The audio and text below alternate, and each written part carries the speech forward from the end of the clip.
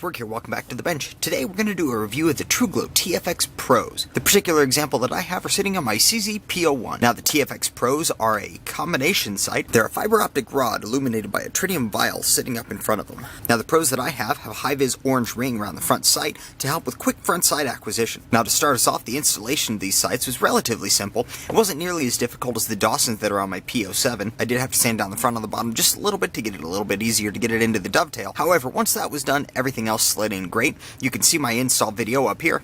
Now in functionality, these sights are kind of a jack of all trades, master of none. In highlight conditions, the fiber optics should go ahead and illuminate, and they do. However, due to the small inlet holes, they don't gather nearly as much light as you would see in dedicated fiber optic sights. The high-vis circle on the front here is merely high-vis in color alone.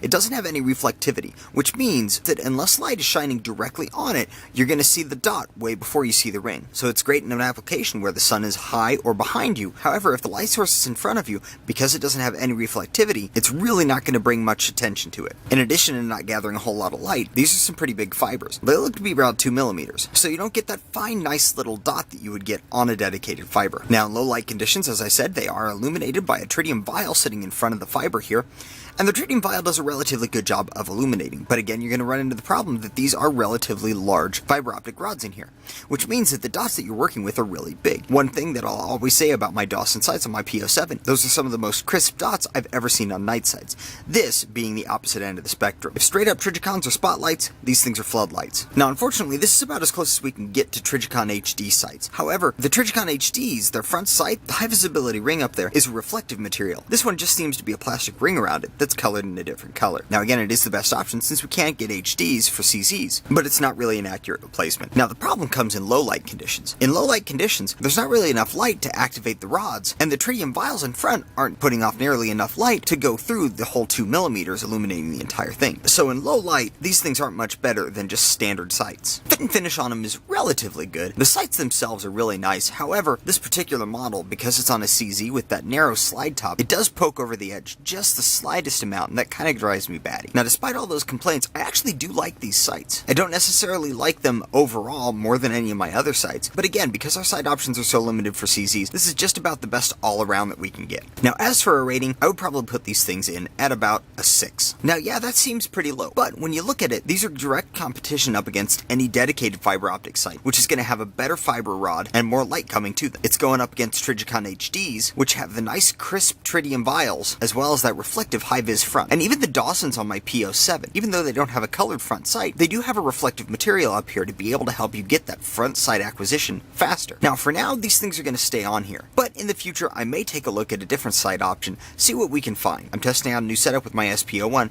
We'll have to see where that goes. So that's it for this time, guys. If you enjoyed the video or found it useful, go ahead and like and subscribe down below.